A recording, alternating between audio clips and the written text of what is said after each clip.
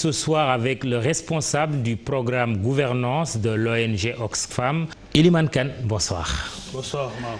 Nous commençons par cette actualité chaude, la conférence de presse du procureur de la République, Serigne Bassirou Gueye, qui a décidé de saisir dès la semaine prochaine le juge d'instruction sur le dossier de la mairie de Dakar pour des faits, dit-il, d'escroquerie portant sur les deniers publics, de détournement de deniers publics, de faux et usage de faux en écriture, entre autres accusations. Votre réaction à chaud? Pour moi, il y a deux niveaux d'appréciation de cette affaire Khalifa Sall. Le premier, c'est que effectivement, nul n'est au-dessus de la loi. N'importe qui est donc à une station de gérer les affaires publiques doit en rendre compte. Et s'il y a des fautes dans la manière de gérer, c'est normal, effectivement, que ça soit sanctionné. Maintenant, on n'est pas encore sûr qu'il a fait des fautes. Il y a une accusation qui est là, qui est assez claire. Il faut effectivement que la justice aille jusqu'au bout et que le droit soit dit. Maintenant, l'autre niveau d'appréciation, c'est que il ne faut pas également que nous instrumentalisions notre justice pour régler des problèmes partisans, des problèmes politiques, j'allais dire politiciens tout simplement. Ça, on peut le dire aujourd'hui, parce que ça tape à l'œil tout simplement, parce qu'il s'agit d'un dossier qui émane du rapport de l'IGE. Et nous savons que l'IGE a produit énormément de rapports depuis des années. En tout cas, depuis que le président Macky Sall est là, lui-même a fait des sorties pour dire qu'il arrive qu'il mette le coude sur certains dossiers. C'est ça qui est assez regrettable et qui est assez dommage par rapport au jeu politique sénégalais. Vous attendiez que le procureur parle aussi de tous les rapports? Ben oui, parce qu'il y a des rapports même avant celui-là qui épingle Khalifa Sall. Et il y a eu d'autres rapports dont on a parlé, que la presse en a fait ses sous gras. On sait exactement ce qui se passe, comment les deniers publics sont mal gérés ici dans ce pays, quel que soit au niveau central, également aussi des collectivités locales. Ça, c'est connu de tous. Un exemple de rapport qui vous préoccupe? Oui, le LOFNAC, par exemple, qui a épinglé pas mal de gens aux affaires, mais également l'IGE avant avait également épinglé pas mal de gens aux affaires, l'affaire qui sont restées pendantes maintenant. On ne sait pas encore l'OFNAC, on ne sait même pas encore si le rapport est au niveau du procureur ou bien en tout cas il n'y a pas de suite jusqu'à présent et ça c'est assez regrettable.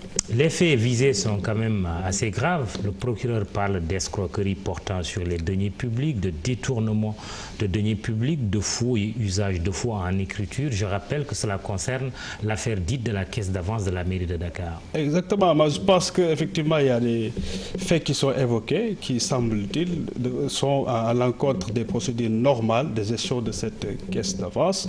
Et voilà qu'il y a donc escroquerie, malversation sur les termes juridiques. Je pense que là c'est au niveau de la justice que ça doit être traité et que les acteurs vont apprécier pour voir exactement que ce sont des faits avérés. Et si M. Sall qui savait réellement qu'il a été fautif, effectivement, il faudra qu'il soit sanctionné.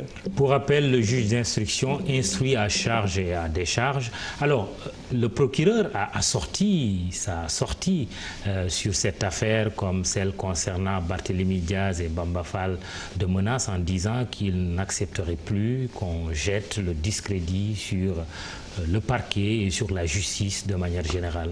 Oui, je pense que peut-être il est dans son droit de défendre sa corporation, c'est normal, tout le monde doit le faire.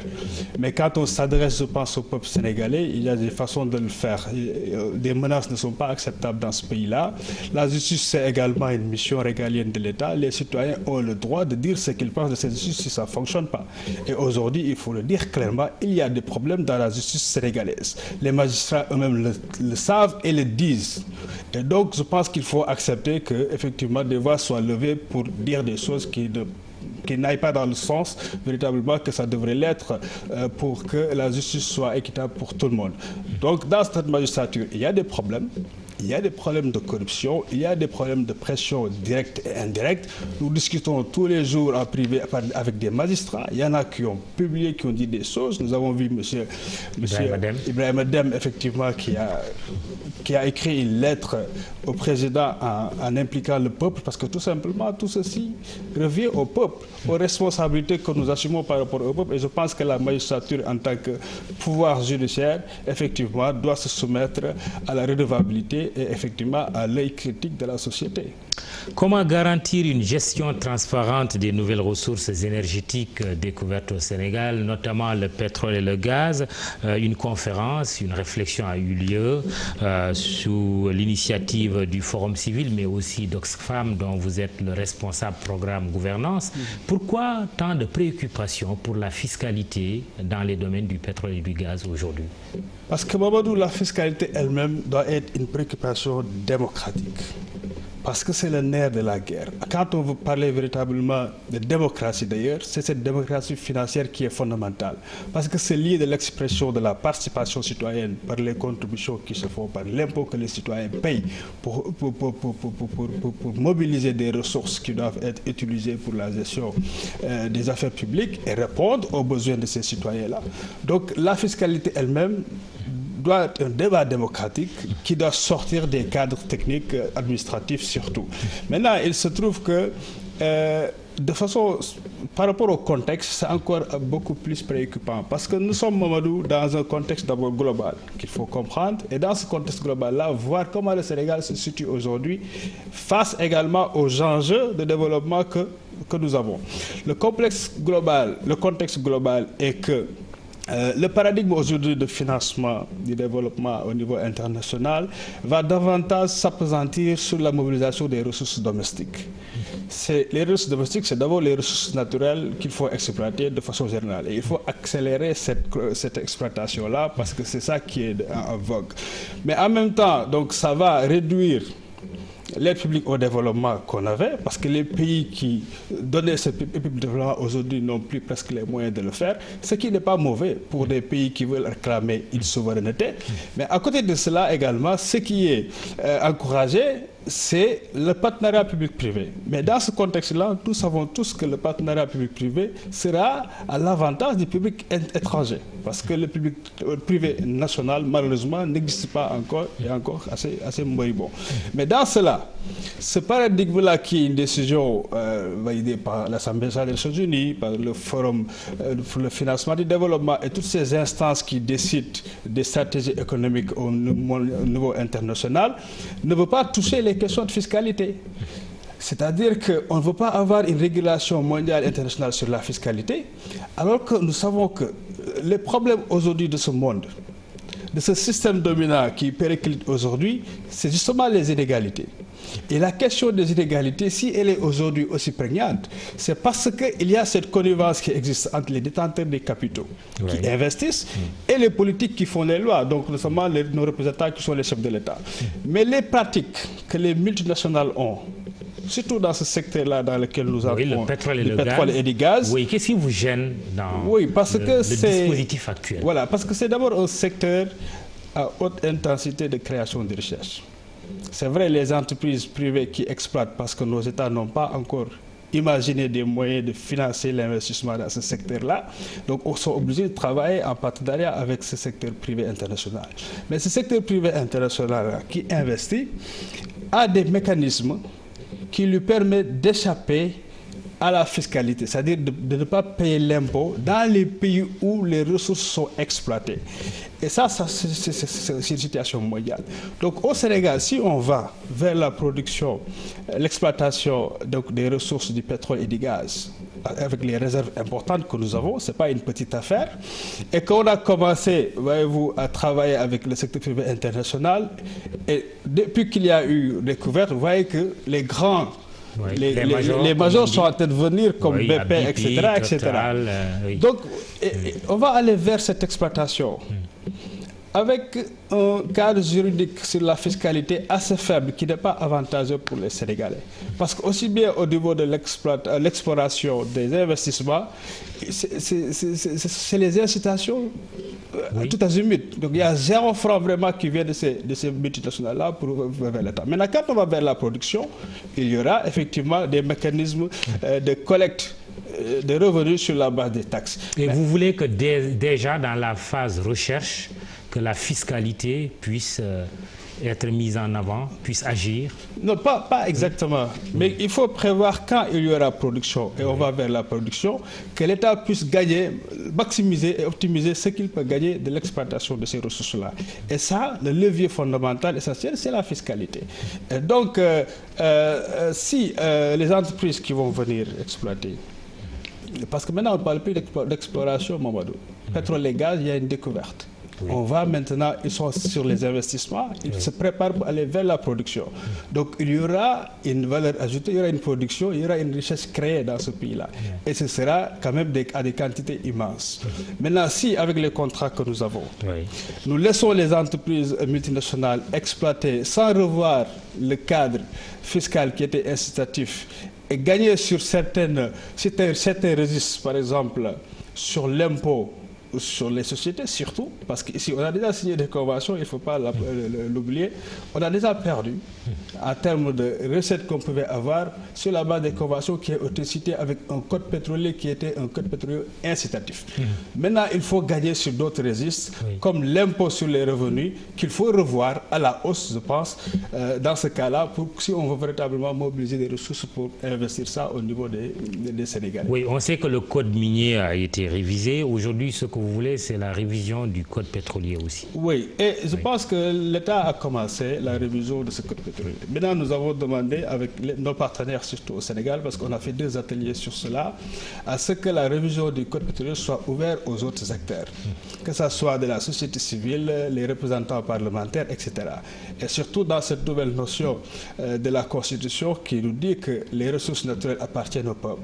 Il faut revoir les modes de représentation de ce peuple-là. Le peuple n'est pas seulement représenté par le président, même s'il est élu au suffrage universel, mais il est représenté par les parlements, il est représenté également par les élus locaux. Donc toute cette forme de représentation doit se retrouver dans un cadre qui doit pouvoir décider de l'exploitation des ressources. Le COS-Petrogaz est fait pour ça, non? Par exemple, je pense qu'il y a les parlementaires, mais je ne suis pas encore sûr pour les élus locaux. Il faut aller au-delà de ça. La société civile qui également représente d'une certaine façon les populations et donc relaie leur voix au niveau national et au niveau des localités.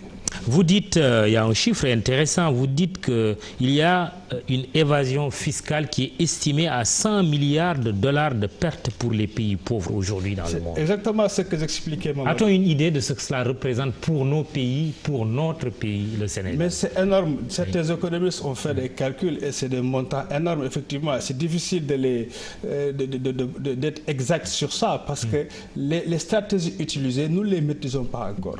Ce sont les stratégies d'optimisation fiscale. Parce que dans ces flux financiers initiés, presque 60% concernent les transactions commerciales. Donc ces grands groupes qui ont des comptes offshore ailleurs, qui exploitent l'or ou le pétrole ici et qui vendent à l'étranger, ne payent absolument rien. Et donc c'est énormément de pertes que nous avons. Et donc ces pertes-là, ces milliards que nous perdons au quotidien, donc nous passons à côté d'une manne qu'on pouvait mobiliser pour faire des financements. Mais ça, c'est donc les stratégies d'optimisation, parce que ces entreprises utilisent des stratégies assez complexes de prix de transfert, etc. Mais on n'a pas encore, à notre niveau, les compétences, les capacités qui permettent de traquer cela. Sauf si, parfois on perd le flanc. Par exemple, au Sénégal, qui signe une convention fiscale avec un pays comme l'île Maurice, considéré comme un paradis fiscal. Du coup, pour moi, le Sénégal devient un paradis fiscal parce que c'est une brèche qui est ouverte pour contourner toutes les autres dispositions en place pour pouvoir profiter des avantages que donne une administration fiscale comme l'île Maurice et d'autres. Donc, ce sont ces interstices. Certains pensent que le Sénégal devrait être un paradis fiscal. Ben oui, mais malheureusement, ce n'est pas l'avantage des peuples sénégalais. Le peuple sénégalais ne devrait pas accepter de faire du Sénégal un paradis fiscal parce que ça va encourager ces flux financiers que nous perdons qui vont se concentrer entre les mains des détenteurs des capitaux et que nous allons rester encore beaucoup plus dans la pauvreté qui arrive à un taux quand même assez alarmant, presque à 50%. Mais également la pauvreté multidimensionnelle qui fait que finalement nous sommes tous dans la précarité. Il s'agit d'un seul événement pour que nous nous retrouvons tous dans l'extrême pauvreté.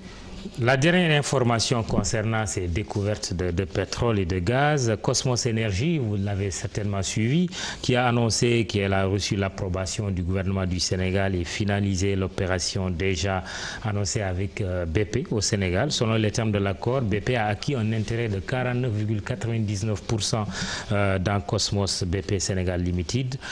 Votre commentaire sur cette nouvelle? Oui, je pense que nous sommes très au fait parce que Cosmos vient nous voir. J'ai reçu le vice-président et ses représentants il n'y a pas 3 jours parce qu'ils ont vu le travail que nous faisons dans ce secteur-là. C'est une entreprise compagnie, il faut le dire, qui n'est pas major, mais qui a une stratégie assez volontariste qui est vécue là, sur ce plan-là en matière de transparence. Par exemple, si aujourd'hui on en est aux disclosures des contrats, c'est-à-dire à la publication des contrats, c'est parce que Cosmos a commencé et les autres ont suivi, Kernel, etc. Mais ils savent bien qu'ils sont maintenant avec des majors comme BP qui n'a pas une bonne image à l'étranger. Tout le monde sait ce que BP a fait à travers le monde. Compagnie britannique. Oui. Donc je pense que ça doit nous amener à redoubler davantage de vigilance sur l'exploitation de ces ressources-là. Il y a Total qui va arriver aussi. Oui, pour explorer, pour aller chercher ailleurs. Donc je pense qu'avant que Total ne vienne, il faut qu'on corse d'abord notre cadre juridique et institutionnel pour que ça ne soit pas aussi magnanime que ce qu'on a actuellement. Merci. Elimane Kane, vous êtes le responsable programme gouvernance de l'ONG Oxfam. Vous étiez venu nous parler de votre initiative dans le domaine de la fiscalité sur le pétrole et le gaz, mais la grosse information de ce soir, c'est la conférence de presse du procureur de la République qui a décidé de saisir dès la semaine prochaine le juge d'instruction sur l'affaire de la caisse d'avance de la mairie de Dakar. C'est tout pour ce soir, Bouba. Je te retourne l'antenne pour la suite des programmes. Excellent week-end et excellente soirée. Merci beaucoup.